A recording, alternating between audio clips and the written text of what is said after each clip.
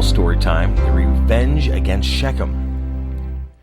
Genesis 34, 1 through 31, 4 to 49, 5 to 7. One day Dinah, the daughter of Jacob and Leah, went to visit some of the Canaanite women.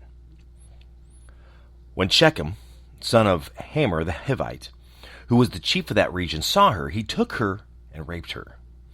But he found the young woman so attractive that he fell in love with her and then tried to win her affection.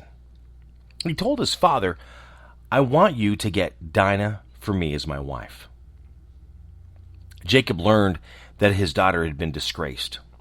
But because his sons were out in the fields with his livestock, he did nothing until they came back.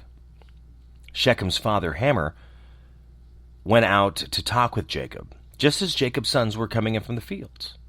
When they heard about it, they were shocked and furious that Shechem had done such a thing and had insulted the people of Israel by raping Jacob's daughter. Hamor said to him, "My son Shechem has fallen in love with your daughter. Please let him marry her. Let us make an arrangement that will be intermarriage between our people and yours. Then you may stay here in our country with us. You may live anywhere you wish, trade freely, and own property." Then Shechem said to Dinah's father and brothers, "Do me this favor, and I will give you whatever you want. Tell me what presents you want, and set the payments for the bride as high as you wish. I will give you whatever you ask, if you will only let me marry her." Because Shechem had disgraced their sister Dinah, Jacob's sons answered Shechem and his father's Hamor in a deceitful way. They said to him, "We cannot let our sister marry a man who is not circumcised. That would be a disgrace for us. We can only agree on the condition that you become like us by circumcising all your males. Then we will agree to intermarriage. We will settle among you and become one people with you. But if you will not accept our terms and be circumcised, we will take her and leave." These terms seemed fair to Hamor and his son Shechem, and the young man lost no time in doing what was suggested, but he was in love with Jacob's daughter. He was the most important member of his family. Hamor and his sons Shechem went to the meeting place at the city gate and spoke to the people of the town.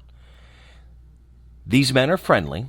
Let them live in the land with us and travel freely. The land is large enough for them also. Let us marry their daughters and give them ours in marriage.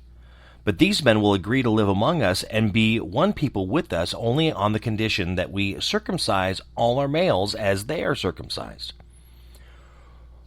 Won't all their livestock and everything else they own be ours? So let us agree that they can live among us."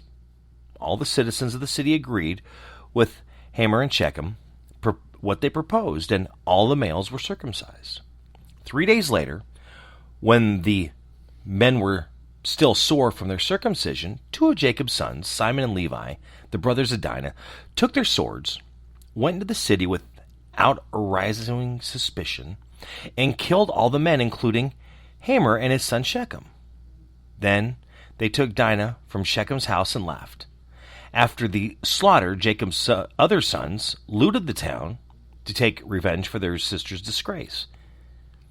They took the flocks, the cattle, the donkeys, and everything else in the city and in the fields.